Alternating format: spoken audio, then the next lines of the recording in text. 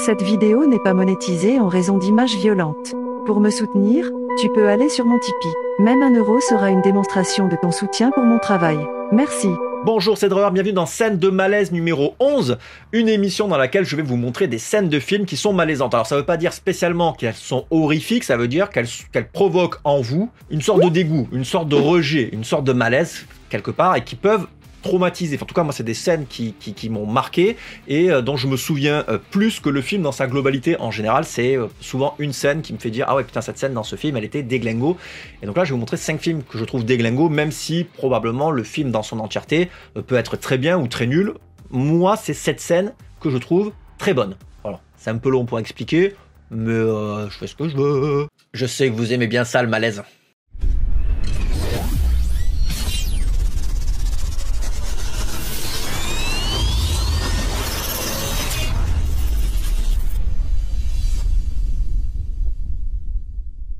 On va commencer par Pearl, film de Ti West qui est issu d'une trilogie. Donc le film Pearl est sorti en 2022. Dans la trilogie, il y a Maxine qui est sorti récemment, là, 2023, 2024.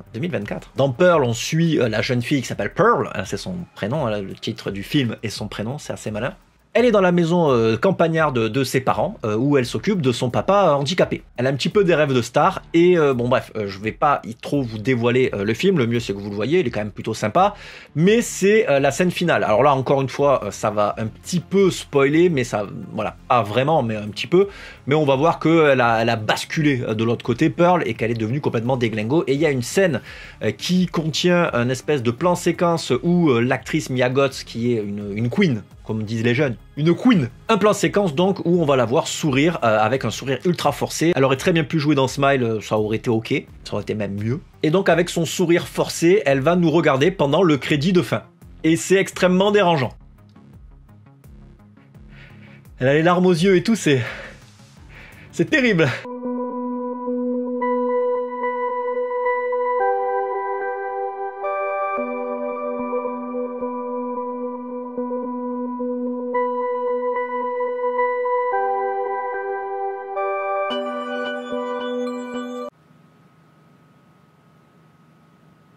Pour moi, X est le meilleur des trois.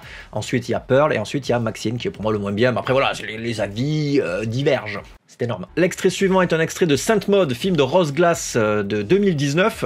Rose Glass qui est la réalisatrice aussi de Love Lies Bleeding, qui est sorti récemment et qui a fait beaucoup de bruit, notamment au bif, parce qu'il y a eu, voilà, renseignez-vous, mais en gros, pendant le bif, il y a des gens qui criaient des trucs homophobes et tout, et c'est parti en cacahuète.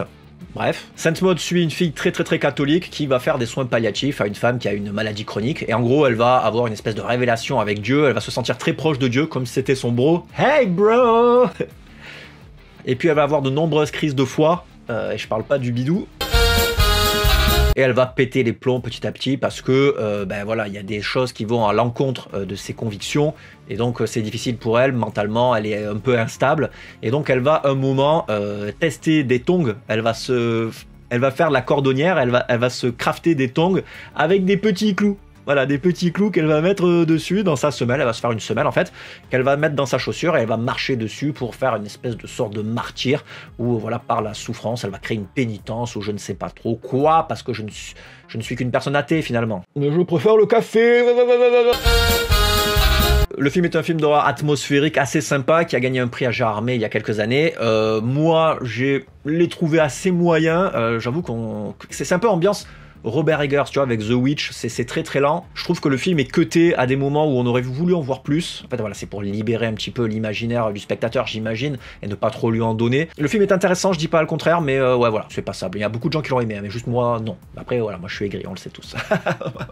En tout cas, je pense que pour percer ces verrues plantaires, ne faites pas ça, si vous en avez, c'est très pratique. C'est faux, ne faites pas ça non plus. Je suis pas médecin. Suis-je Docteur Lulu? Ah ouais.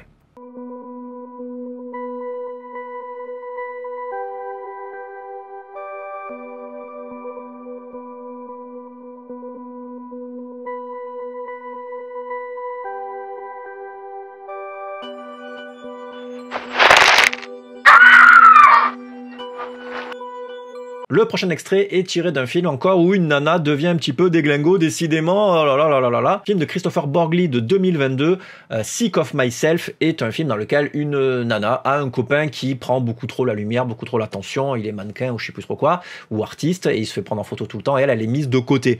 Elle a envie de un petit peu capturer un peu plus la lumière, surtout l'attention de son petit copain, et va décider de s'acheter des pilules illégales et qui font pas beaucoup de bien à son corps, venues de Russie, je crois. Et donc du coup, elle va prendre ces pilules, elle va se mettre à avoir des problèmes de peau très très graves et elle est tombée malade. Et donc du coup, elle va utiliser cette maladie pour attirer l'attention. Elle va en prendre de plus en plus et elle va devenir complètement difforme.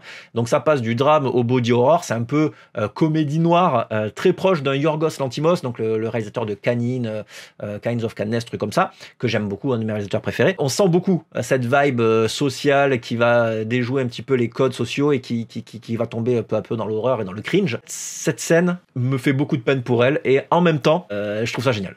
Enfin voilà, donc Sick of Myself, le film est formidable, moi je vous le conseille. On se regarde la scène.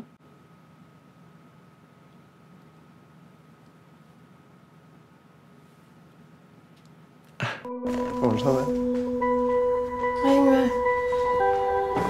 Så jävla ont i huvudet alltså. Var det... Jag har nog vann. Har vi bara sett Thomas? Hva skjedde? Da går det sånn, ja. Er du med oss? Ja, just det.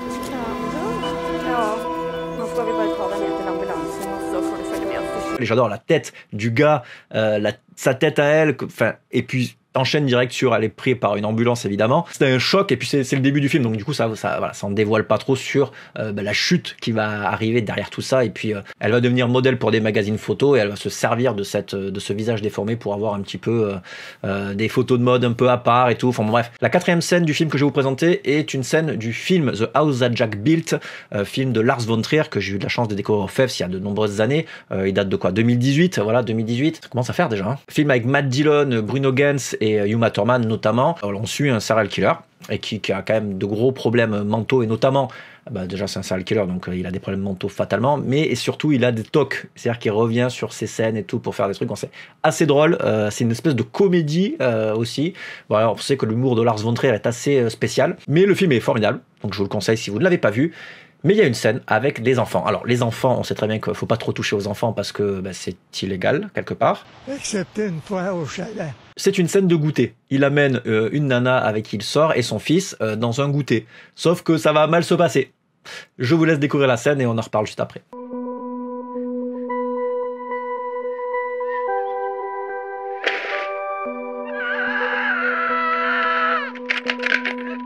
This was supposed to be an enjoyable picnic. This has been a good day.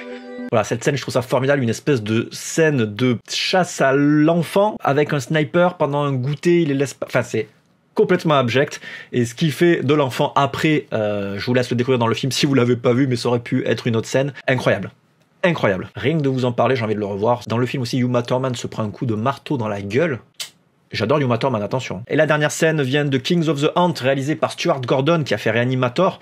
Le film date de 2003. C'est un film assez bas budget, dans lequel un gars va être embauché pour tuer quelqu'un, et en gros, il va pas être payé, et il va se faire casser la gueule de nombreuses journées, il va se faire torturer, et puis il va finir par se venger. Bon voilà, c'est une espèce de film de vengeance, mais surtout les scènes de baston de torture sont excellentes. Il se fait taper à la tête en permanence, il devient fou, et puis il a des scènes un petit peu oniriques où il a des rêves un peu bizarres où il voit des monstres. Et la scène que je veux vous montrer est une scène notamment avec un monstre. Stuart Gordon est assez fort pour le bestiaire, dans Reanimator ou From Beyond il fait des trucs assez déglingos. Dans ce moment de délire du personnage principal, il voit un monstre qui, attention, si vous êtes en train de manger, mange ses excréments. Donc voilà, ça dure pas longtemps, mais je trouve que le monstre est assez mythique pour pouvoir vous le montrer. Puis c'est un film assez connu qui mérite d'être vu. Franchement, pour ce budget, le film est assez intéressant. Donc posez vos chocs à pic et on va passer un petit moment Nutella.